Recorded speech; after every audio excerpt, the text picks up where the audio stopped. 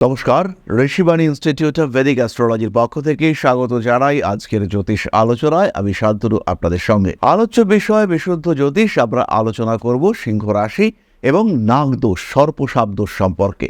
এক অদ্ভুত সমস্যা যাকে আইডেন্টিফাই করা সহজ নয়।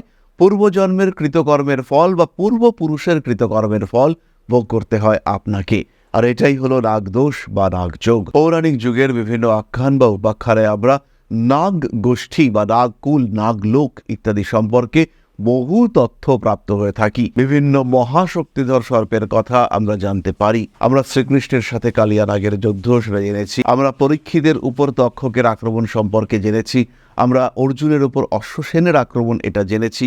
আবার আমরা জেনেছি ভীম নাগলোকে গিয়ে অমৃত পান করে এসেছিলেন। বলা হয় এই নাগলোকের অধিবাসীরা অর্থাৎ নাগকুল, তারা অমৃতকে রক্ষার দায়িত্ব পেয়েছেন।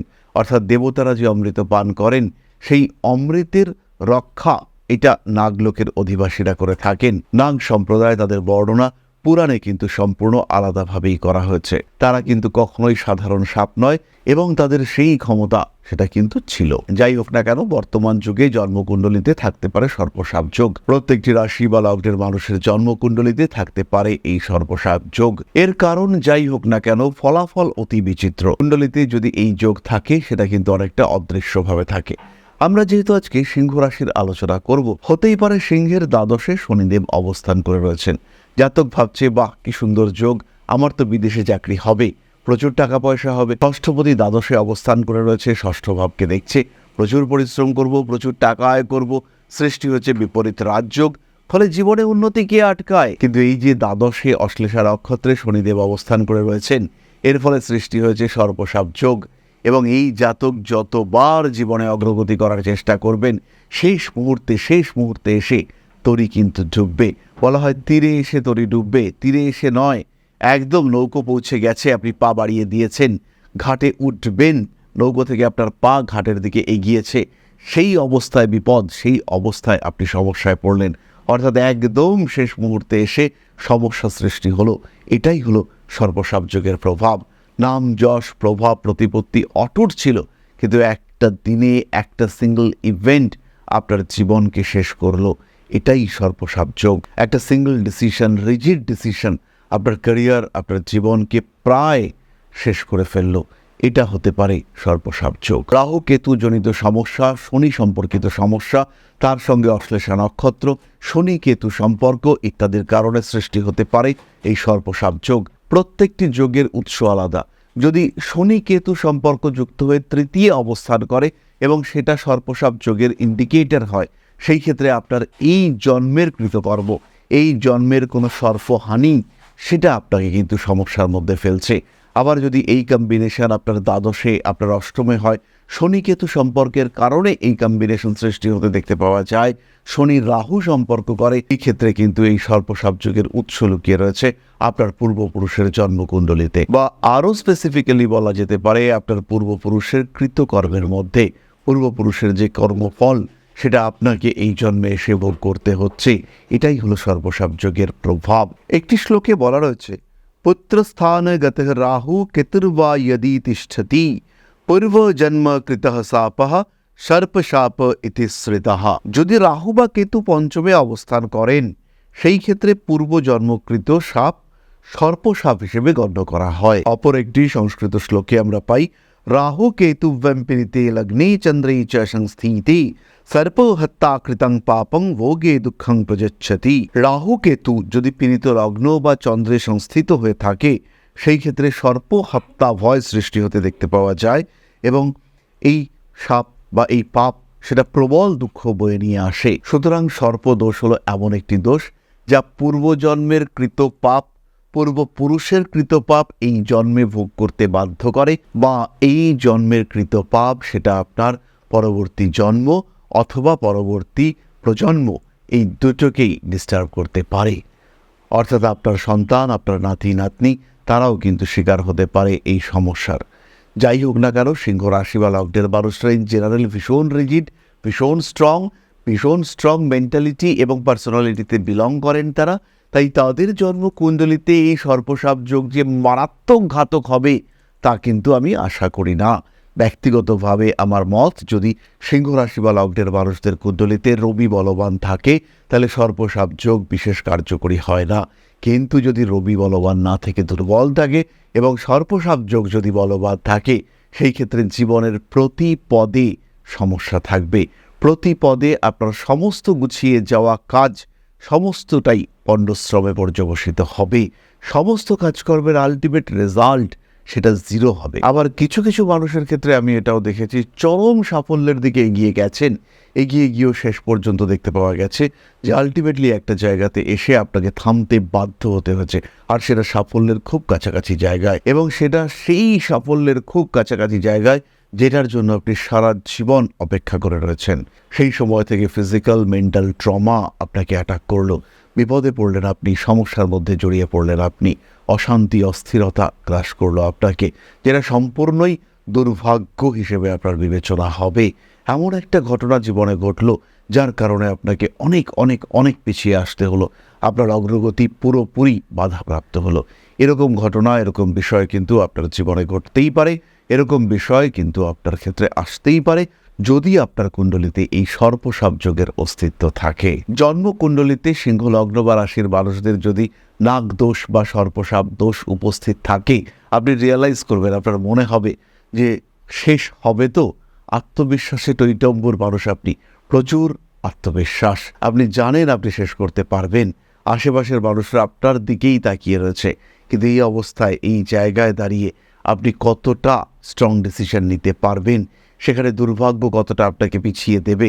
দুর্ভাগ্য মানে বিশুদ্ধ দুর্ভাগ্য, এখানে কিন্তু আর কোনো কথা নেই, সম্পূর্ণ দুর্ভাগ্য, সেটা আপনাকে পিছিয়ে দিচ্ছে। আপনার এফোর্ট 100%, প্রয়াস, প্রচেষ্টা, সাপোর্ট সিস্টেম সব 100%, কিন্তু আলটিমেটলি সমস্ত কিছুই ব্যর্থ। বাধার পর বাধা প্রাপ্ত হচ্ছেন আপনি, সব কিছু আটকে যাচ্ছে, চরম সমস্যায় বাধাপ্রাপ্ত হচ্ছেন আপনি। এবার প্রশ্ন হলো, এই যে সর্পসাপ যোগ, এখান থেকে কি করে নিজেকে মুক্ত রাখবো? পাঠ করুন মহামৃত্যুঞ্জয় মন্ত্র, ভীষণ সিম্পল সলিউশন। মহামৃত্যুঞ্জয় মন্ত্র প্রতিদিন পাঠ করুন, তার ফলে আপনি এই সমস্যা থেকে নিজেকে মুক্ত করতে পারবেন। সর্পসাপ যোগের জন্য শিব পূজা, এটা অত্যন্ত উপকারী। বেশ কয়েকটি কার্যকর শ্লোকের উল্লেখ আমরা শাস্ত্রে পেয়ে থাকি, সেগুলো আমরা আপনার সঙ্গে আলোচনা করব। সর্পসাপ যোগের নিবারণ সম্পর্কে বেশ কিছু সংস্কৃত শ্লোকের উদাহরণ রয়েছে আমাদের শাস্ত্রে, তার মধ্যে একটি আমি আপনাদের সঙ্গে শেয়ার করছি। অনন্তম বাসুকিম শেষম পদ্মনাভম চ কম্বলম শঙ্খপালম ধৃতরাষ্ট্রম তক্ষকং কালিয়ং তথা এতানি নাগনমামি ইয়ঃ পঠিন্যতঃ শুচা সর্পভয় বিনির্মুক্তো নাগলোকং সগচ্ছতি। এই মন্ত্রের উচ্চারণে নাগ ভয় বা সর্পদোষের নিবারণ ঘটে, নাগ দেবতার কৃপা লাভ হয়ে থাকে। আরও একটি মন্ত্র আমরা পাই, নমঃ শিবায় নাগেশায় নাগভূষণ ধারিণে নাগশাপ বিনাশায় নাগনাথায় তে নমঃ। এই মন্ত্রটিতে ভগবান শিবের কৃপায় সর্পসাপের প্রশমন ঘটে এবং সন্তান সুখ, দাম্পত্য সুখের যে বাধা, সেখান থেকে মুক্তি পেতে আমাদের দেখতে পাওয়া যায়। তাহলে সিংহ লগ্ন বা সিংহ রাশির মানুষদের নাগদোষ সম্পর্কে আমরা জানলাম। এমন একটি বিকট যোগ যেটাকে আইডেন্টিফাই করা মুশকিল, যার ফল আমাদের ভুগতে হয়। পূর্বজন্মের কৃতকর্মের ফল হতে পারে, পূর্বপুরুষের কৃতকর্মের ফল হতে পারে, আবার আমার কৃতকর্মের ফল হতে পারে, যেটা আমাকে এই জন্মে পুরোটা ভোগ করতে হলো না, যার প্রভাব আমার সন্তান সন্ততির উপরেও কিছুটা পড়লো। এরকম ঘটনাও কিন্তু ঘটতে পারে। খেয়াল রাখতে হবে, যদি আপনি নাগদোষের প্রতিকারের জন্য কোনো ব্রত পালন করে থাকেন, তাহলে স্নান করে পরিষ্কার বস্ত্র ধারণ করতে হবে, শিবলিঙ্গ বা নাগদেবতার ছবির সামনে বসে এই পুজো করতে হবে, দুধ, জল, বেলপাতা, ফুল নিবেদন করতে হবে এবং অন্তত 40 দিন এই জপ কন্টিনিউয়াসলি করতে হবে। তাহলেই কিন্তু এই নাগদেবতার ক্ষোভ প্রশমিত হওয়ার সম্ভাবনা সৃষ্টি হতে দেখতে পাওয়া যাবে। তাহলে মা শ্রী শ্রী আদিশক্তির কৃপায় এবার আমরা আলোচনার পরবর্তী পর্যায়ে চলে আসব, আপনাদের প্রশ্নে জ্যোতিষের উত্তর। তবে তার আগে একটি ছোট্ট বিষয় আপনাদের সঙ্গে শেয়ার করতে চাইব। সিদ্ধান্ত নেওয়ার ক্ষেত্রে আসছে সমস্যা, বাধা বিপত্তি অতিক্রম করে কিছুতেই এগিয়ে যাওয়া যাচ্ছে না। যদি এই সিচুয়েশনে আপনি থাকেন, হতে পারেন আপনি একজন ব্যবসায়ী, হতে পারেন আপনি একজন চাকরিজীবী, কোনো একটা ইচ্ছে মনের মধ্যে রয়েছে, কিন্তু সেই ইচ্ছেকে ফুলফিল করা যাচ্ছে না, সেই কাজটিকে কমপ্লিট করা যাচ্ছে না। সেই অবস্থায় কিন্তু জ্যোতিষ আপনাকে সাহায্য করতে পারে। সমস্ত চেষ্টা করা সত্ত্বেও যখন আপনার অগ্রগতি বাধাপ্রাপ্ত হচ্ছে, সেই সময় আপনার পাশে দাঁড়াতে পারেন একজন জ্যোতিষী। আর জীবন যখন সমস্যায় জরাজীর্ণ হয়ে উঠেছে, বারবার চেষ্টা করেও আলটিমেটলি সেই রেজাল্ট আপনি পাচ্ছেন না, তখন কিন্তু আপনাকে বুঝতে হবে নবগ্রহ আপনার প্রতি বিরূপ। হতেই পারে পড়াশোনায় বারবার রেজাল্ট খারাপ হচ্ছে, তার মানে একটাই, দেবগুরু বৃহস্পতি আপনাকে সাপোর্ট করছেন না। এই একই কারণে প্রচুর উপার্জন করছেন, টাকা তো কামাচ্ছেন, কিন্তু সেভিংস জাস্ট জিরো, কিছু টাকা রাখতে পারছেন না। প্রচুর পরিশ্রম করছেন, আয় বাড়ছে, কিন্তু তাতেও সেভিংস সেই জিরো। আপনাকে এই সমস্যা থেকে বার করে আনতে পারে জ্যোতিষ। বাধা বিপত্তি আসবেই, কিন্তু কবে কাটবে সেই বাধা, কতদিন আপনাকে লড়াই করতে হবে, সেই তথ্য আপনাকে দেবে জ্যোতিষ। তাহলে সমস্যা আসতেই পারে, সমাধান কেন আপনি খুঁজবেন না? সমস্যা থাকতেই পারে, সেই সমস্যা থাকলে তার সমাধানও আছে। যদি নিজে সেই সমস্যার সমাধান খুঁজে বার করতে না পারেন, তাহলে কেন আপনি আরেকজনের সাহায্য নেবেন না? মনে রাখবেন, দেরি কিন্তু এখনো হয়ে যায়নি, এখনো সামনের দিন পড়ে আছে, এখনো ভবিষ্যৎ নিয়ে চিন্তা করা যেতে পারে, এখনো নিজের ভাগ্য, নিজের জীবনকে একটা নতুন রূপ দেওয়া যেতে পারে। এবং যারা ভাবছেন বয়স অনেকটাই হয়েছে, তারাও কিন্তু ভবিষ্যৎকে সুস্থ সুন্দর রাখার জন্য অবশ্যই জ্যোতিষ পরামর্শ নিতে পারেন। বাধা বিপত্তি আসবেই, কিন্তু তাকে অতিক্রম কেন আপনি করবেন না? কেন আপনি ভালো থাকবেন না? তাই ভালো থাকার জন্য, নিজেকে ভালো রাখার জন্য, নিজের দেহ মধ্যস্থ আত্মাকে তৃপ্ত রাখার জন্য, নিজেকে আর একটু ভালো করে জানার জন্য আপনার দরকার সঠিক জ্যোতিষ পরামর্শ। আর তাই এখন আমরা থাকছি অনলাইনে এবং অফলাইনে। সরাসরি ফোনে যেমন আমাদের সঙ্গে কনসাল্ট করতে পারবেন, ঠিক তেমনভাবেই আপনার শহরেও আমরা থাকছি। আমরা থাকছি আপনার শহর গুয়াহাটিতে, আমরা থাকছি আপনার শহর আগরতলায়, আমরা থাকছি আপনার শহর দুর্গাপুরে। তাই যারা সমস্যায় রয়েছেন, বাধা বিপত্তি অস্থিরতা আপনাকে ডিস্টার্ব করছে, সিদ্ধান্ত নিতে পারছেন না, তারা সরাসরি আমাদের সঙ্গে সংযুক্ত হন, যোগাযোগ করুন আমাদের কন্ট্যাক্ট নাম্বারে। তাহলে এবার আমরা চলে আসি আপনাদের প্রশ্ন পর্যায়ে। প্রশ্ন করেছেন Piyush Kabiraj, date of birth 12ই August 1975, birth time 5:58 AM, place of birth Sonarpur. আমার রাশি লগ্ন কি? পীযূষবাবু, আপনার লগ্ন সিংহ এবং রাশি কন্যা। এই ক্ষেত্রে আপনার কুণ্ডলীকে যদি আমরা দেখি, সেই ক্ষেত্রে নবমপতি সে কিন্তু কেতুযুক্ত হয়ে রয়েছে, নবমপতি মঙ্গল, চতুর্থপতি নবমপতি মঙ্গল সে কেতুযুক্ত হয়ে রয়েছে, এবং এরা অবস্থান করে রয়েছে কৃতিকা নক্ষত্রের তৃতীয় চরণে। এই ক্ষেত্রে আপনার কুণ্ডলীতে কিন্তু সৃষ্টি হয়েছে নাগদোষ বা সর্পসাপ যোগ। তার সঙ্গে সঙ্গে আংশিক কাল সর্পদোষের উপস্থিতিও এই সমস্যাকে আরো বাড়িয়ে তুলেছে। তাই একটু সাবধান থাকতে হবে। পরিকল্পনা বহির্ভূত পথে হাঁটা, এটা কিন্তু আপনাকে অ্যাভয়েড করতে হবে। যেটা ভেবেছেন সেটাই আপনাকে করবার চেষ্টা করতে হবে। অশান্তি সমস্যা, এখান থেকে নিজেকে মুক্ত করবার চেষ্টা, সেটাও অবশ্যই করতে হবে। তাহলে আজকের আলোচনা আমরা আর দীর্ঘায়িত করব না। সবাই সুস্থ থাকুন, ভালো থাকুন। মা শ্রী শ্রী আদিশক্তির আশীর্বাদ বর্ষিত হোক আপনাদের উপর। সমৃদ্ধ, আরও সমৃদ্ধ হয়ে উঠুক আপনাদের প্রত্যেকের জীবন। জয় মা আদিশক্তি। নমস্কার।